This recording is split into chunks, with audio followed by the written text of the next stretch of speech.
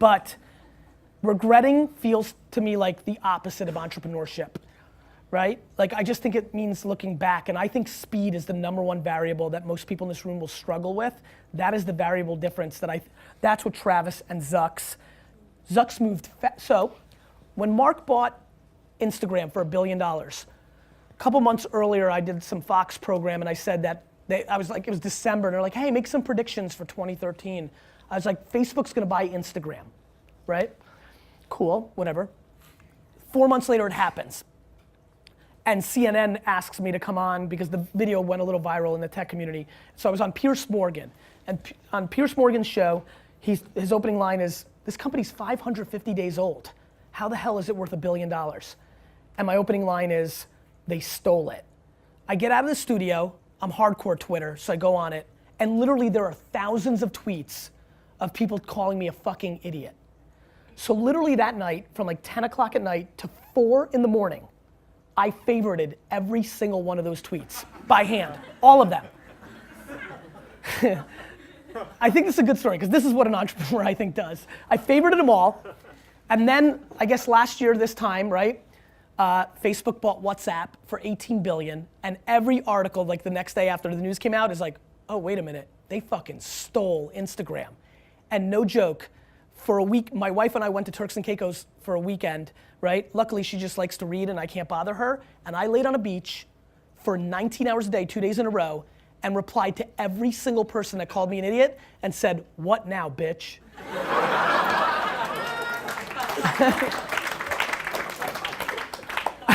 I really think I just wanted to get that in and humble brag, but I don't remember why I said that. Oh, why I said it. So Zucks offered $3 billion for Snapchat, and a lot of people didn't, like that seemed insane. But like, I don't think anybody thinks that's insane anymore, right? And so what he's really smart is he understands the gateway drug is important to him, because the 15-year-old girl right now in America is not going to be a Facebook user. And so he needs to keep having the next one, right? And luckily he's got the right one right now with Instagram, but every day that Snapchat becomes the next one, he needs to figure that out. But I think he sees it. And so like, it takes that vision. Travis knew that he had to move to every market faster than Lyft, right? And so he just kept raising money if he could, and that was the right execution. So I think speed is something that people really need to wrap their head around. What pisses me off, where you're seeing them getting a little pissed, is Facebook just went through this. It's not like we're going, like the first time makes sense, right? Like it never happened before, but like Facebook was only college kids. Now it's your fucking grandmother. Like that's what happens. And so like that will continue, like the fastest growth on Instagram right now is 40 to 50-year-old women. The fastest growing sector of people taking selfies, fastest growing, so it's a smaller base, but it's still volume. Fastest growth of selfies taken on Instagram are 40 to 45-year-old women. Like straight up fucking cougar selfies.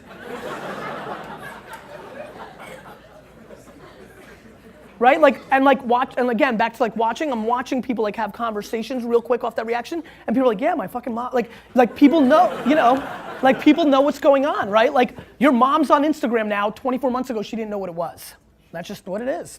That's just what's always gonna happen.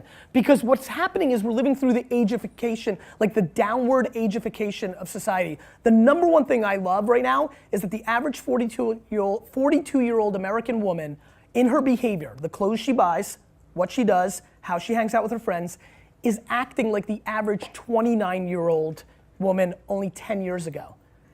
Like, nobody wants to be old. I'm 39. Like, I shouldn't be like dressed like, you know what the 39-year-old version of me looked like 15 years ago? Like, nobody wants to get old. Like, it sucks. And there's a flip side to it.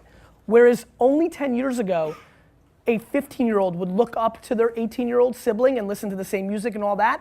That's why you're seeing Snapchat and Yik Yak and other things. There's a fragmentation even within generations. Like they want their own fucking thing.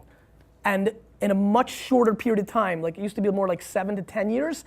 Now you're like seeing 3 years is okay, but like after that, like there's a lot of people in here that like their high school siblings that are younger than them don't want to fuck with the things that they fuck with. And so it's interesting what's going on with the psychology of generations and people, the youthification of our society. My dad had a liquor store, right?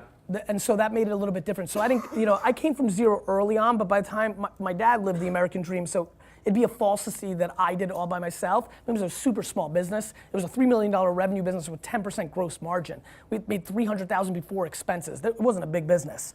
But I knew at 14 that I was way better than my dad, right? And I was pumped because I was so thankful for what my dad did, because like we came here and had nothing and then we had something, right? So I had this incredible family pride to come in and pay him back, right? And to walk into a family business that's doing 3 million and in 24 months be doing 12 million, and like I had to buy my own car, like at a garage sale, by the way, and then my brother, who's 11 years younger than me, got a Lexus. Like, I'm a little bitter, but like I'm super proud of that part. So I'm not sure, like I have a little bit of a different, like everybody, we all have our different, look, I used to be super disrespectful to rich kids, but now that they're all my friends, I now realize like, fuck, they got it shitty too, right? Like I have a bunch of friends who are like fucking really struggling to try to navigate like that they didn't start on 3rd and a half base and are trying to do it their way. And so like, everybody's got their shit, right? But what I can tell you, when I think about entrepreneurship, I couldn't breathe. Like I couldn't breathe. All I could ever do was think about what I was gonna sell and what I was like, there was no, I mean, like I struggled to even give a fuck about girls, like in my late teenage years and in early 20s, and like that's just natural to like give a fuck, right? And I struggled to like get there because like, I actually did better with girls than I deserved to, because I literally reverse engineered them, because if they would realize that I'd literally rather go to the mall and go to the dollar store and buy something for $1 and go to a flea market on Saturday and sell it for $3 than like hang out with them. So they liked me more because they were like, what the fuck, right? Like it actually gave me a good preview to a solid thesis later on, but it was like, that's how raw it was.